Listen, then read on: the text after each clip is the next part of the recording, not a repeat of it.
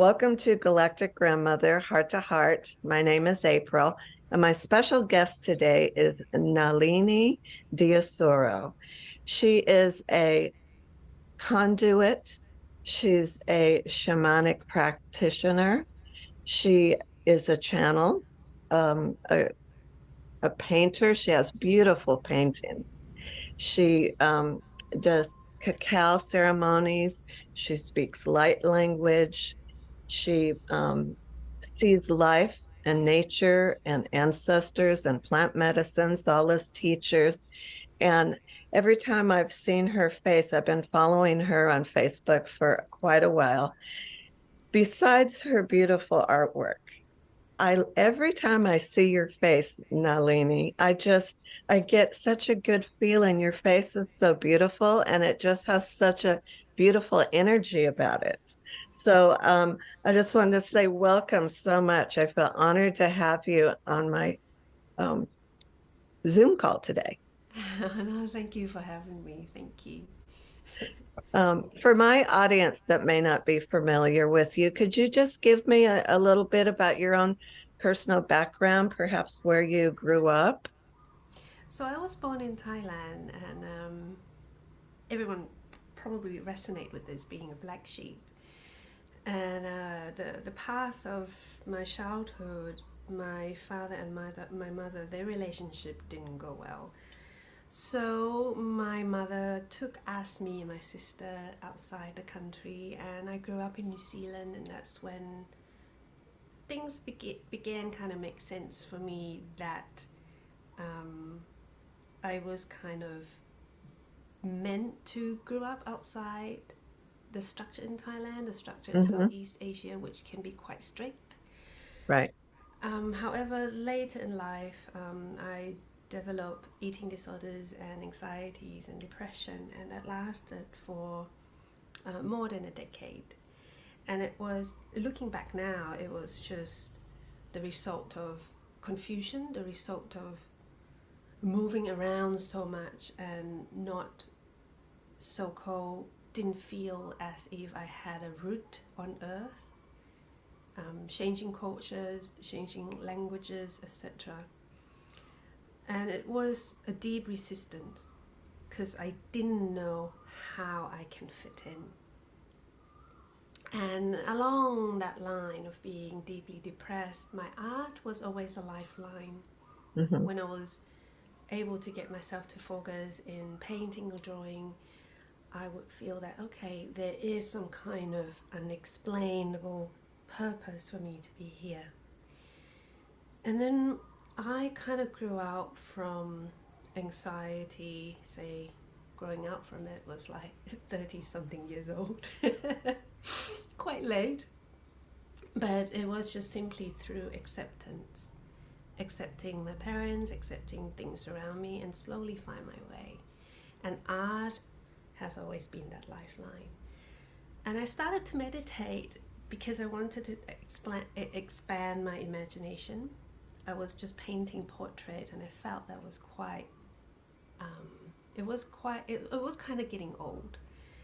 And I started to meditate, and people started to come into my life talking about spirit guides, oracle cards, and things kind of expanded after that. I met my husband, who has been my friend, my partner along this line. Light language came through curiosity. I was watching a few people on YouTube, and something just kind of sparked in me like, yo, how did they do that?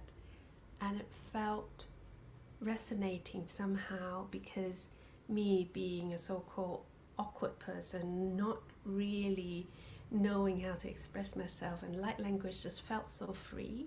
Hmm. So I started light language by working with crystals, and my painting kind of shifted from just being portrait into more multi-dimensional images, and then the flow of light codes would come through. And me and my partner, we felt the call just to give up everything in Thailand and go into Amazon because we felt the call to ayahuasca. We felt the call to seek something deeper that connects us deep into earth.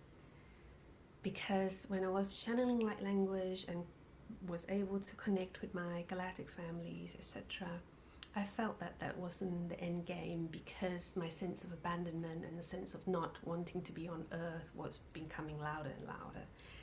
So we went into the Amazon. We volunteered for 6 weeks and 2 weeks with ayahuasca and other medicines. And the whole journey of being there, volunteering, working for the space with the locals, with the shamans, and also for the guests, everything there was just the best thing I've ever done for myself. It was hard. It was hard. There were some hard times because there were not any distractions. It was just jungle, nature, and us. Wow. And ayahuasca and other medicines really showed me that there is a place for me on earth. There is another kind of purpose that at that time it didn't quite make sense. And we were lucky as well. We had a very fatherly shaman who held space for us through and who was teaching us a lot. A shaman, a jungle man, and also a teacher in one. Nice. So South America was that spark of shamanism. And then we came back to Bangkok, and I'm beginning to do this full-time. I was teaching art back then, and part-time painting and channeling light language, etc. But then I shifted to do this full-time, and ayahuasca would come up. Spirit of ayahuasca still exists within us when we merge with her physically. And she would tell me from time to time that there's other actions that I need to take. And then cacao would come through friends, through people. And at that time I was going through, again, deep sadness and that waves of old depression. So we ordered in ceremonial cacao from Peru, Shamanic tribe, the tribe of along Amazonian river. And the first sitting with cacao, I saw myself offering the medicine to others. And there was a calling of how I can connect with others through cacao, in person and online. And then the question was how? So I asked cacao to guide me, to teachers to guide me. There's teachers in spirit and there's teacher in the physical realm. And cacao guided me to sit with a Mayan elder from Guatemala. And this was during lockdown, where everything was just happening online. So luckily I didn't need to go to Guatemala, but we journeyed through consecutively 13 days through their sacred calendar, and that gave me a lot of inspiration and a different perspective, a different side of so-called shamanism. Although they don't call themselves shamans, they call themselves spiritual guides. At the same time, interestingly, I would be having this attraction towards drumming, towards Mongolian shamanism, which more in alignment with my biological lineage. I'm half Thai, half Chinese. And I would be hearing my spirit guides saying the name Sayan, Sayan. And I was recommending to check out these 2 books written by a Mongolian shaman herself. She died already, in spirit world already. And she talked about how Sayan means the name of the sacred mountains and also means faith. So another perspective of shamanism came up that more resonating with who I am in this lifetime, because the more I studied into Eastern Siberian shamanism, Mongolian shamanism, I can actually draw a link what exists here and now in Thailand. Animism, examples of animism still visible in Thailand. The act of tying colorful ropes and big trees to give respect to the spirit of the trees, the fact that we have houses for spirit in front of our house. So these are essence that linked back to Eastern Siberian shamanism. So combining cacao and combining my relationship with the drums and what I've learned from my guides and the studies that I am still doing with Eastern Siberian shamanism, it kind of blend in, and at the same time open myself up more to the exposure of what already exists in Thailand. The Thai hermits, the old school Thai shamanism, magical tools just coming into my path more and more and more. So this is in short how I here in this moment of time. Beautiful. Yeah, I love and that. regarding shamanism. Yeah. Yeah. And and I think it's really wonderful. We do have to mention your partner, Michael Graham MacDougall, Yes, because he's a big part of your practice, correct? When yes. I was looking at your pictures and your offerings on Facebook and online, he's right there. I mean, that's really a wonderful thing to have your partner, so involved like that. It has its struggles. I mean, there's Uh-huh. no such a thing as perfect partnership, and the process of self-love and self and compassion never ends. Hmm. Even though we in or not a happy relationship, he decided to quit teaching and then come along the cacao path, and also following his calling of experimenting with music, didgeridoo, and it comes with self-work as well. For me, Hmm. sadness and depression is always my teacher, and anger.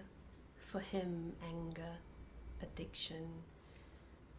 Cacao guided him to quit drinking, and that's something amazing. Wow, that is Yeah, wonderful. Yeah. it's wonderful, and slowly, we offering our service to others, and at the same time, healing ourselves as well. And is it that's our path in life. Yep. Definitely. So you started speaking light language, and then I noticed, and it's such a beautiful part of your artwork, the codes that you put into your artwork, the light codes. It's just, I love it. Yeah, it's innate, and light language is nothing new. My experience in the Amazon when they sing the Ikaros, which are magic song that invoke the spirit of the plant, that's another form of light language. And there's a book called the Hermetica that written in the voice of Hermes, and Hermes also explained that the language of ancient Egypt is not just sound but is vibration. So Oh, there's the term light language may be new, but the hmm. knowing and the remembrance of Right. the power of our voice, or the power of the act of scribing, or Hmm. even movement Hmm. has Yeah. its power. The act of dancing create the act of clearing space, and this exists in the Ushi tribe of the Siberian shamanism, and also here in Thailand as well. There will be act of ladies dressing in traditional Thai clothing and dance as offering to the great spirits, etc., or to the spirit of the shrine. That's wonderful.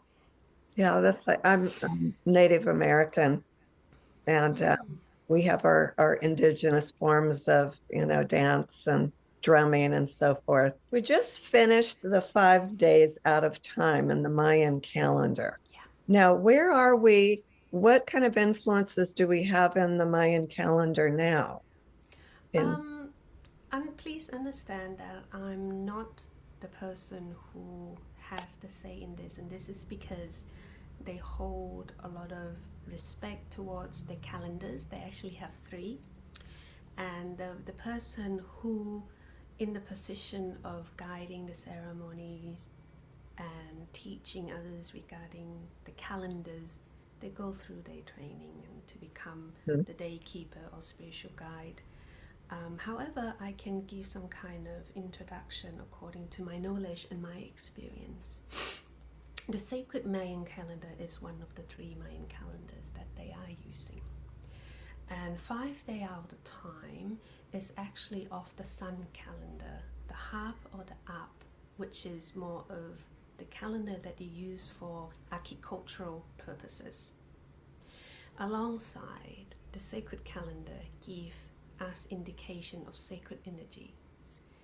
They very much like each day there's different energy that guide us Oh, to do things like paperwork, marriage, healing, cutting cords, etc. hmm.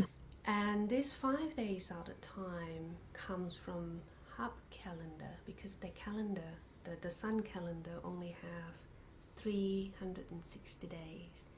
And 5 days, when they call it time of the time, is the period where they often introspect, isolate, to close up what was done, what happened in the previous cycle, and to prepare themselves through offering, setting intention, giving gratitude for the next year to come. So now we, according to the sun calendar, the harp calendar, we're in the new year. We actually in the third day of the new year now. And that energy that carries us in this new year is the energy of path, represented by mountain lion, by wild cats. And it calls E.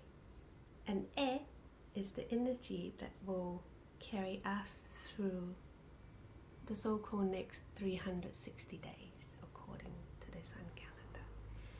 So it's in this cycle we can welcome the sense of wonder, the focus that we here to explore and find ways of maintaining balance and harmony between physical path and spiritual path.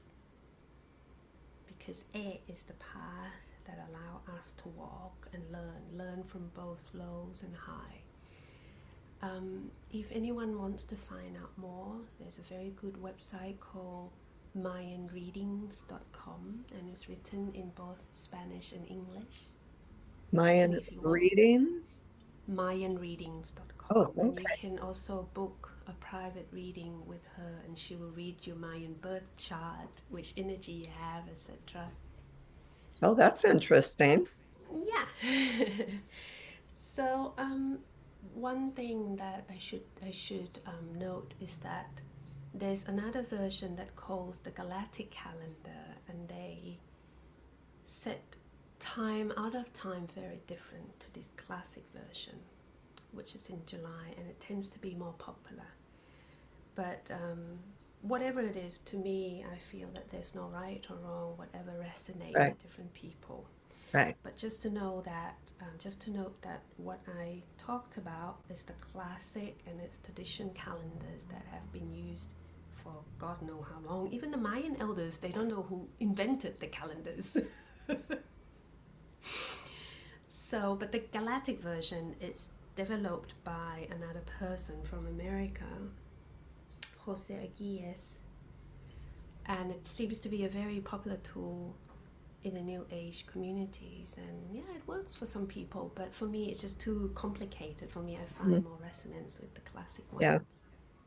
Yeah. I've kind of fallen away from so many things like this. I used to be interested in astrology and pay a lot of attention to it, and I don't anymore. And um, it seems like my I've just been coming more and more into myself. Yeah. I feel that that's the true compass to each of their own, because listening to your heart guidance, listening to what you resonate with, it's that it paves the true path for your reality, for your so-called soul akach.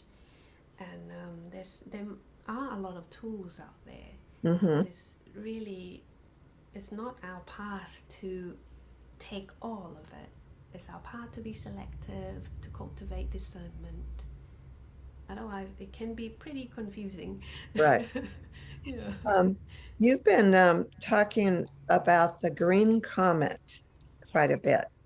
Can I'm really not familiar with the green comet. Can you give us like a little introduction to it, and why Well, maybe yeah, you've resonated with it?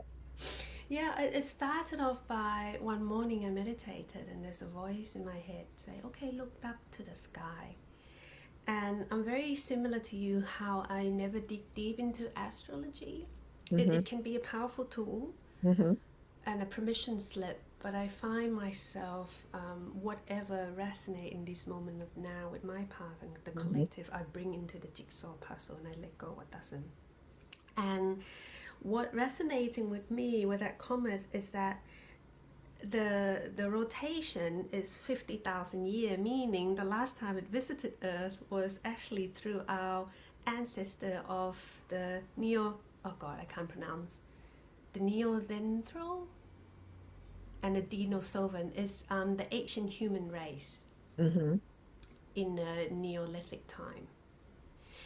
And what how that resonates with me is that it's just such a great reminder of how our DNA doesn't contain only this current one kind of human race, even though it's minute, but we still have that little percentages of different human races that existed way before.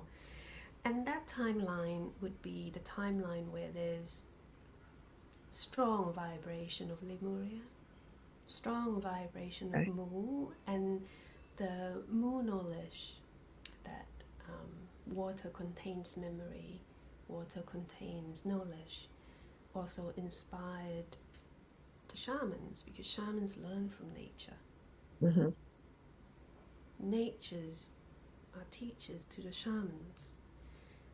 And how would people back then navigate and survive is only their instinctive connection with nature, which is something that we are learning to reconnect in this moment of time. We are learning to connect with Earth and her shifts, her cycle, her changes, her quake, her storm, etc.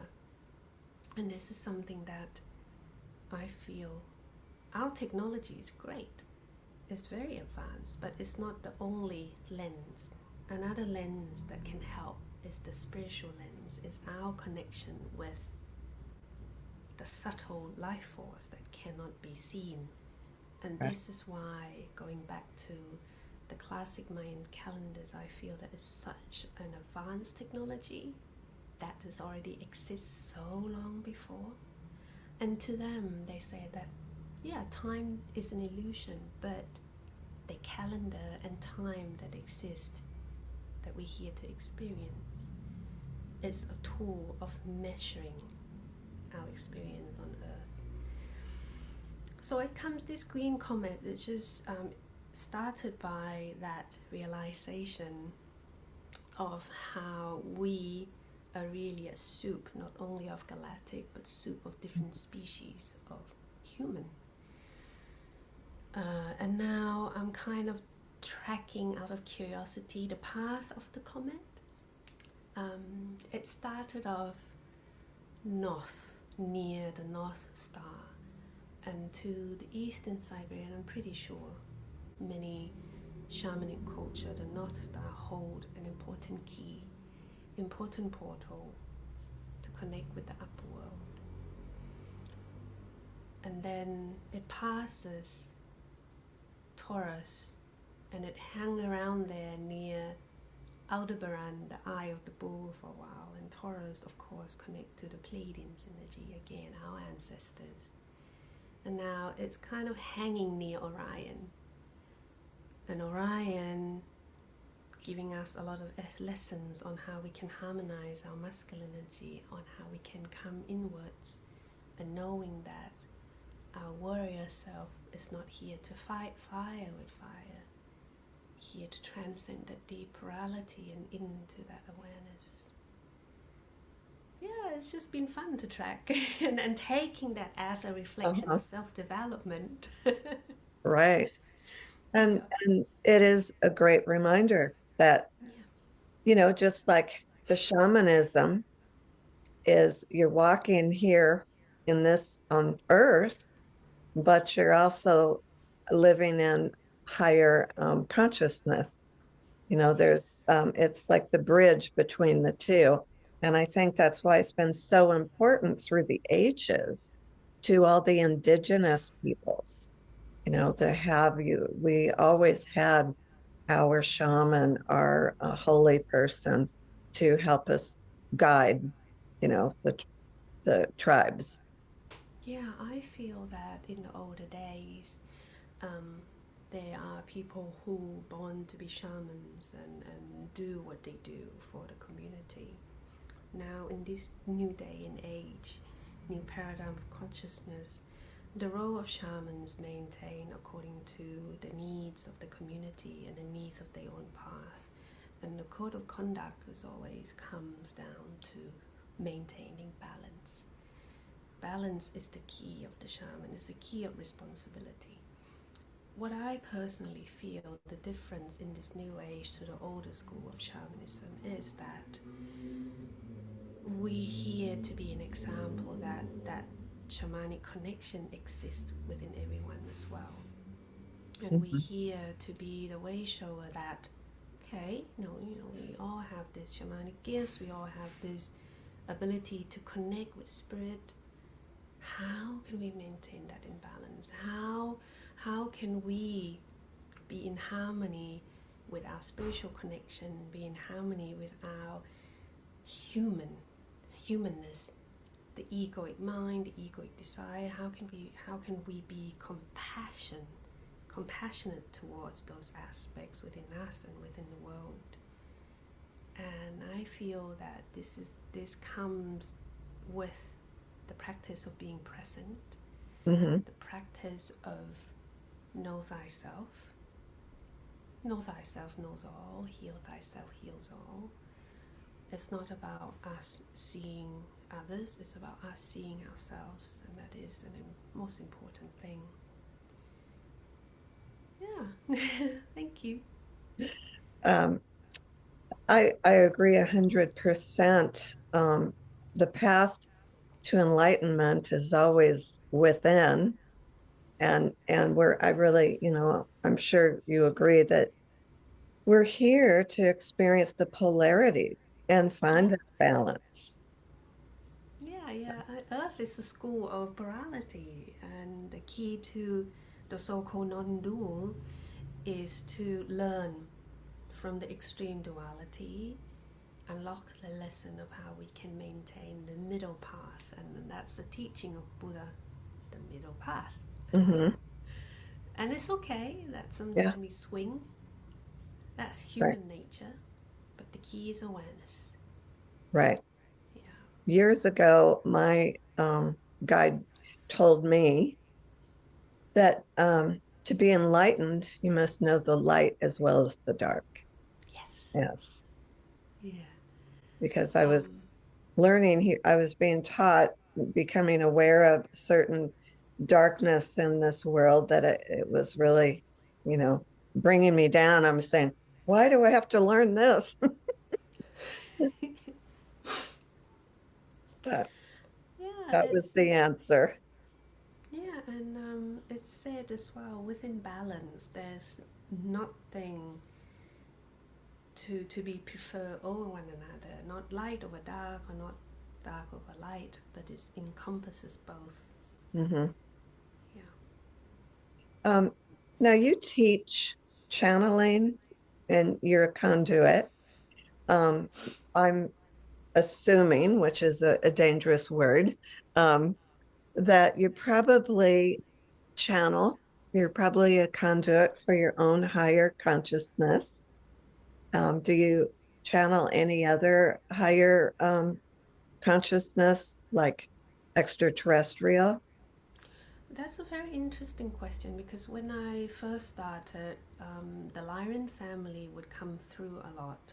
Hmm. Now I'm in a state where I don't really need to know what single manifestation, meaning entity, is speaking through me.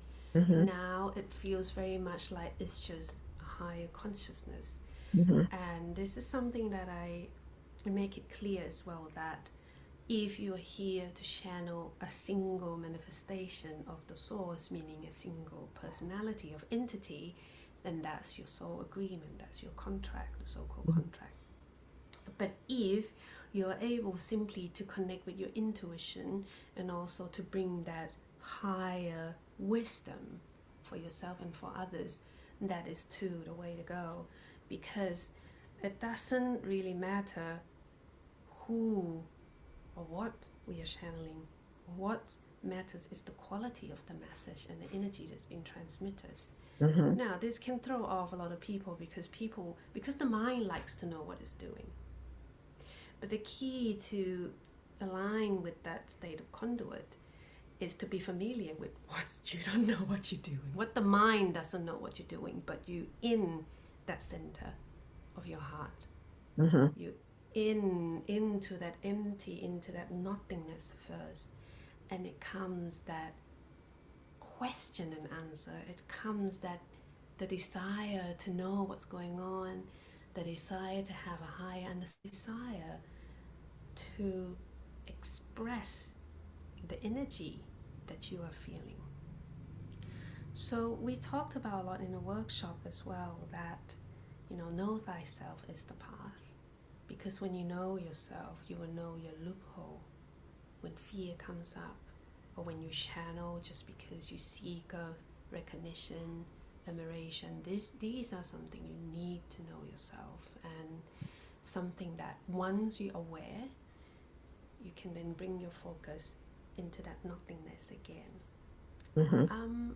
I have had people in the workshop that channel certain guide. I also have had people that they come in and we guide them into that state, and they just go along with the energy that's being exchanged in the group, and they are able to deliver reflections and guidance of what they feel. And this is the purpose of the workshop as well, because being conduit or channeling is about being who you are. You're not going to get into the state of channeling and pretend to be another kind of channeler that you're not, because that really defeats the purpose. Mm-hmm. Yep. And I resonated with what you're talking about with the heart center, because the heart center truly is a portal to our soul stream. Yeah. And, and when I do when I check in with my own higher guidance, I always breathe into the heart center and just feel that, oh, as you go up the soul stream. And it's very easy to listen to my higher self that way. Yeah, and it's an ancient knowing as well. The heart is the center of all time and space. The heart is the center of your universe. The Mm-hmm. heart is the center of your reality, and the heart also represents the center of all time and space, where the shaman would go into the center and then go to any timeline to retrieve messages of healing or to do what they need to do. So the heart is where we can ground our attention from the paralyzed physical mind. And this is perhaps why cacao has been my guide, my companion, my medicine, or medicine that I share with others, and because cacao is the heart. Is it? It's just, yes, cacao. To the Mayan, they would say that it's the medicine of the gratitude. To the Bribri tribe of Costa Rica, they said it's a spirit that reminds us who we are. Scientifically, it's because cacao contains high in theobromine and magnesium. It helps the heart pumping blood, carrying oxygen Oh. around the cells. So when we drink cacao, we're in a state of relaxation and clarity. And cacao too was being offered among people in political scenes within the Mayan and Aztec community. So back in the older days, the people in so-called power would drink cacao and make decisions from their heart and from their creative mind, not from fear. So I feel that cacao is a perfect medicine, or one of the perfect medicines in this moment of time, for people to realize that it's not here, and sometimes here is really where we shouldn't be. Here Yeah. is where the nutcase is. It's here. The spin Yeah, out. it's here. It's Yeah. down here, and also the womb is coming along so powerfully, and the womb as well, where we can really reset deep into another portal of the void. Yeah. Well, I'm definitely going to have to sign up for one of your online cacao ceremonies. Come. Yeah, I can also recommend you where you can find a very good quality, that the money that you spend goes back to the Oh, I'd love original that. people. Mm, Yeah. yeah, and you in America is easy to find. Um, what is the name of it? And I will link it underneath here. Sure, so my favorite that I always work with and use it for deep shamanic healing is Rukuxulew. Rukuxulew, that's in the comment section. If you type that name, actually type Rukuxulew Cacao. How do you spell that? I just typed it in the chat section. If you open the chat, Oh, oh, yes, that's quite a name. it is. It's Mayan language. Rukuxulew means heart of earth. Oh, okay, And great. and this cacao is done by Mayan Women Collective, and every purchase we support their family, we support their community, and it's a very deep cacao that goes really deep. Some cacao has different vibe according to where they grow, according to different kind of beans. We have Thai cacao here too, and that has a different kind of vibe. Uh-huh. But this is my favorite for shamanic healing, emotional healing.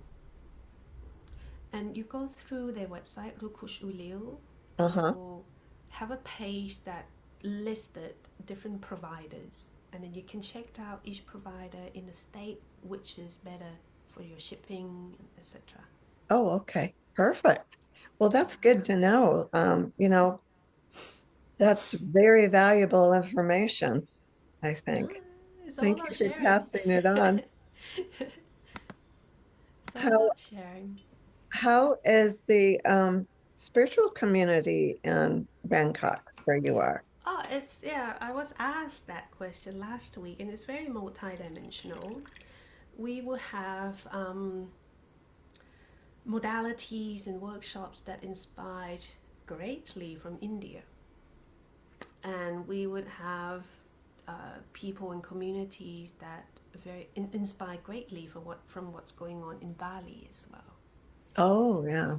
Yeah, and plant medicine is growing, and for me, I kind of respect the transparency, so I'm just waiting for whatever it is that recognized slowly by law, and I'll follow that.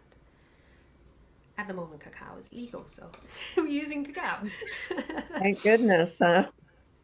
Yeah, Um, I feel that transparency is a very important thing, especially if we're going to work with more powerful plant like DMT based kind of plant. And yeah, it's a soup of multi-dimensional options. And of course, there's like Reiki, which is from Japan, and there's Qigong, Tai Chi from China. Very mixed, uh-huh. everything. I feel that there are also people who still bringing out the old Thai shamanic practice.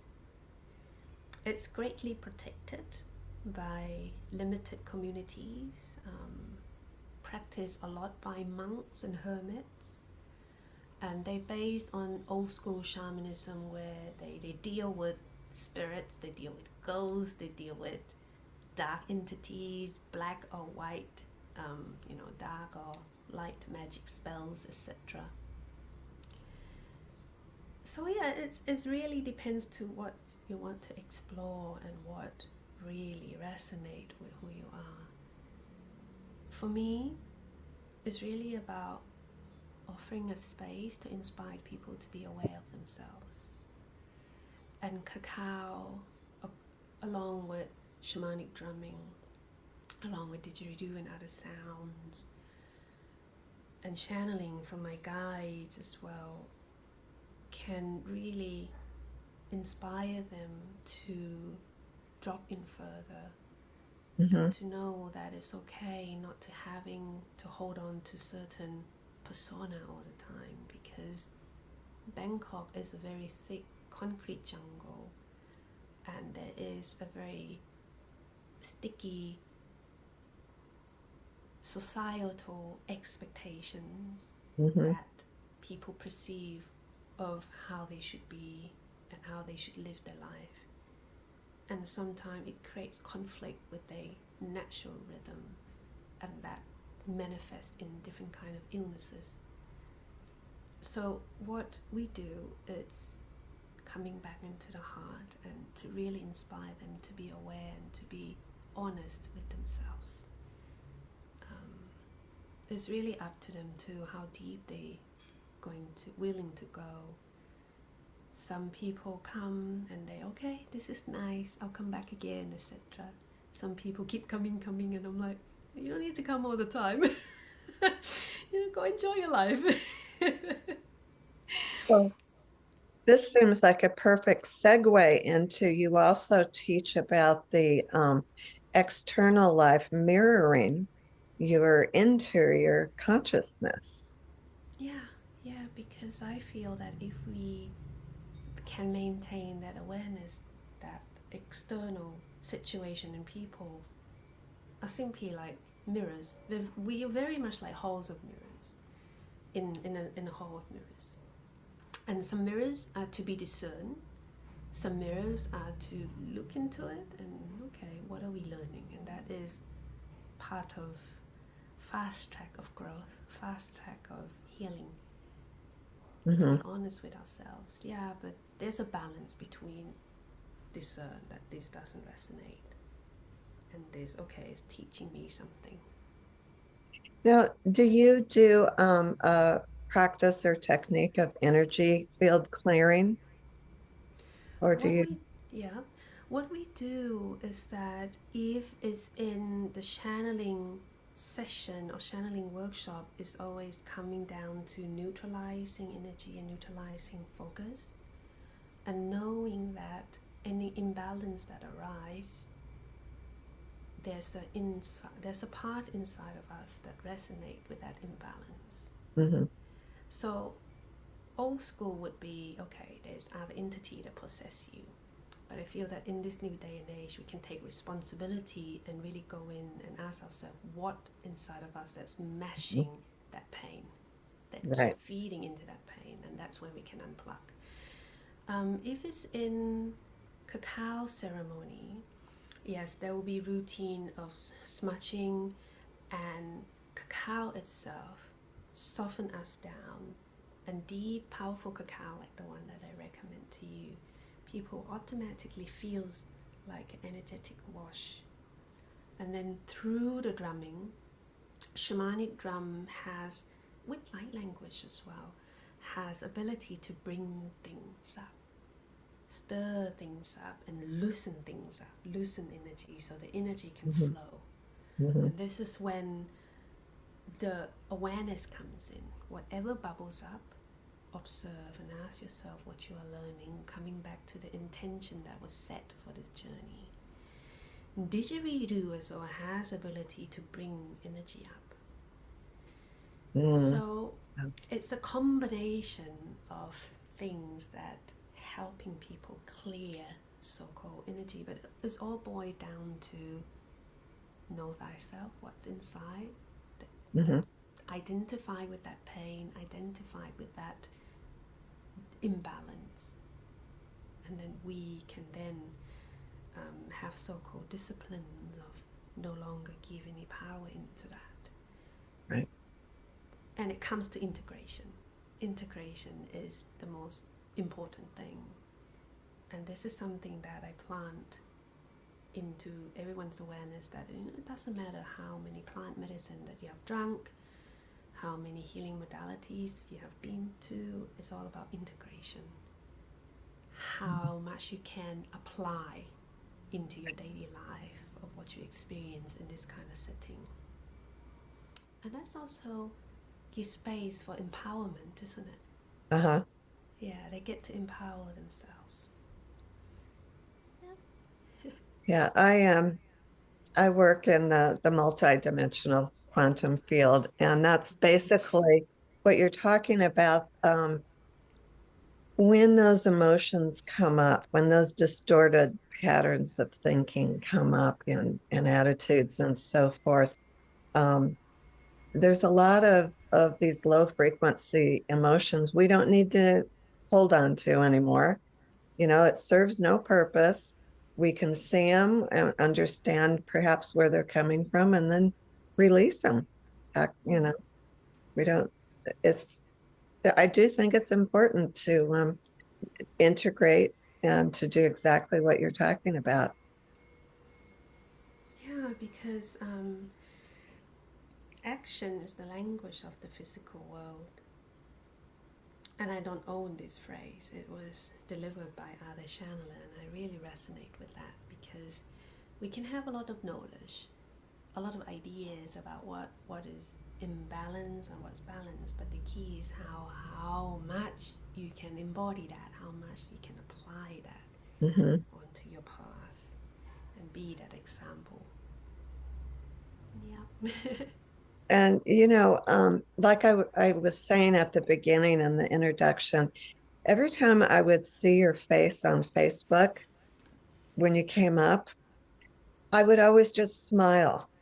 Your energy is just so beautiful. And Thank uh, yeah, just looking at your face makes me feel good. you. Oh, thank you. So you carry your own natural medicine. Thank you. And I do think that comes when you've done a lot of that inner work and you've embodied a lot of that higher consciousness, and it just oozes out through your smile and your eyes, and I love it. I can't say that I'm completely absent of pain. I can't say that I'm No. completely free from self-sabotaging thoughts. But when they come, at least now I have more tools and practice to Uh-huh. so-called sit with it. Uh-huh. Yeah. Well, I'm so I mean, we're all human. No matter Yep. how much we've studied, we're all human. I'm learning things all the time. And it seems like right now, um, I've had a lot of this year, a lot of very deep emotional work to um, to look at. Yeah. Yeah. And And I've for been me, yes. grateful for the opportunity. Yeah, gratitude shifts the frequency how we react and respond to every situation, isn't it? For me, this month of February has been a lot of family, and it acts as a mirror that reminds me of, again, how much I used to attach my sense of self-love, my sense of self-worth Mhm. on to other people. And my family is never going to fully understand what I do, and sometimes they can be fear, Uh-huh. and I actually don't know how to make them understand either. So at this moment, it's just about me and plucking my conditioning from them, and then plucking acceptance, sense of acceptance from them, and knowing that this is the life that resonates with me. That's all.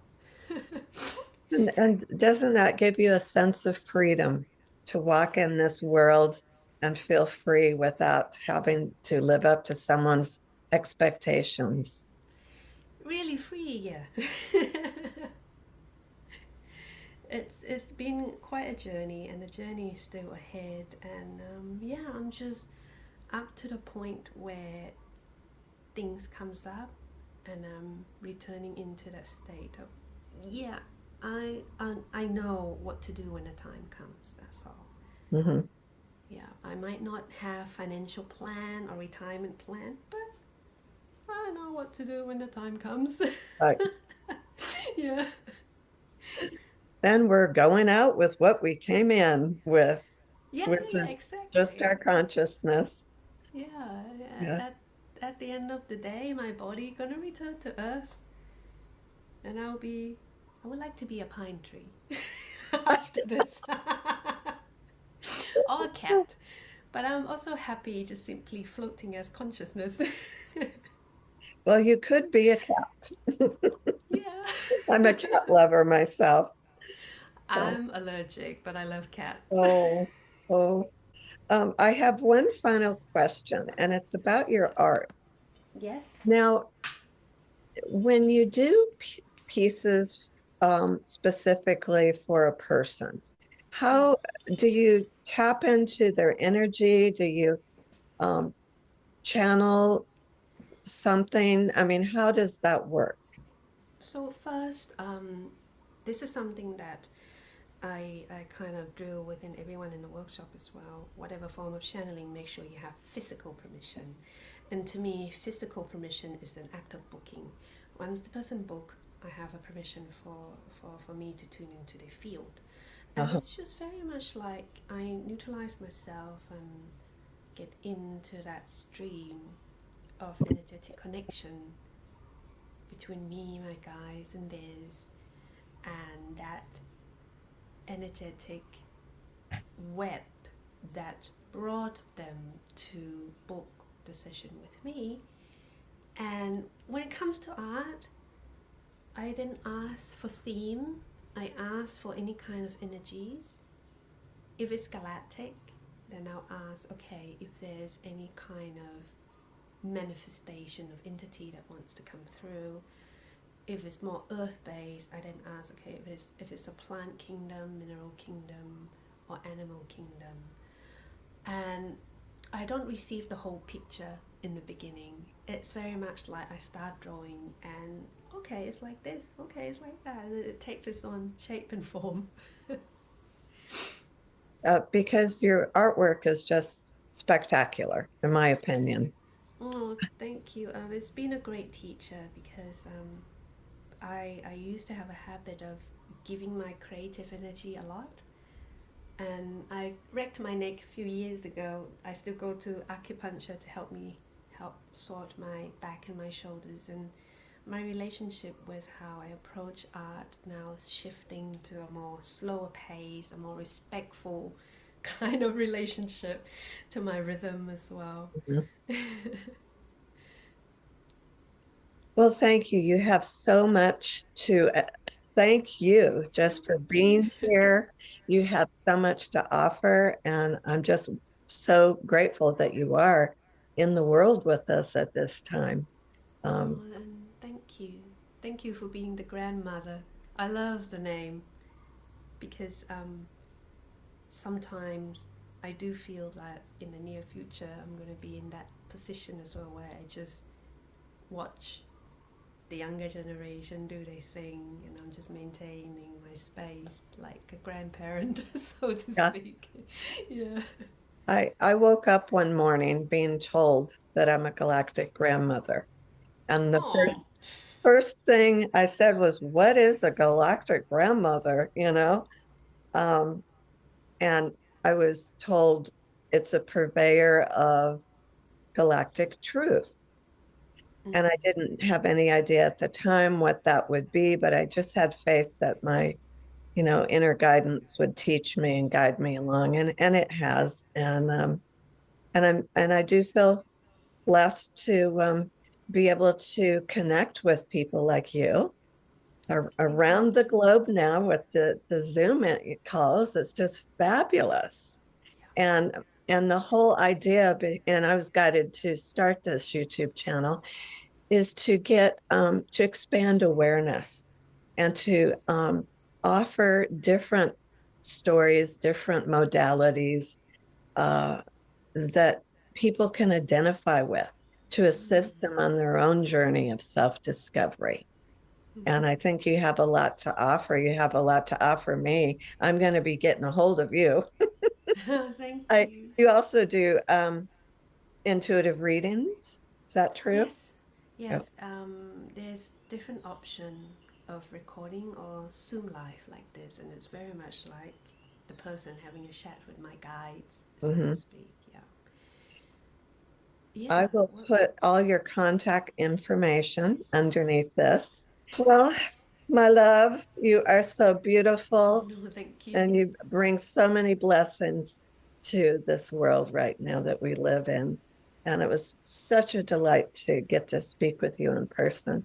Please give my love to Michael, Yes. and hopefully we'll get him on with you the next time.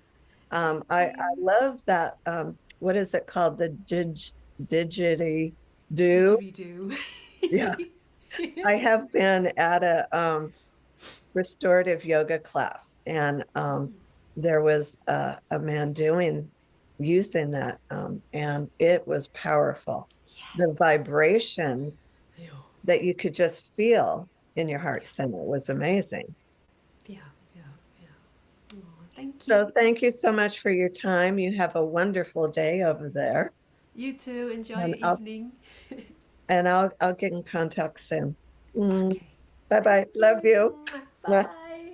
Bye. Bye.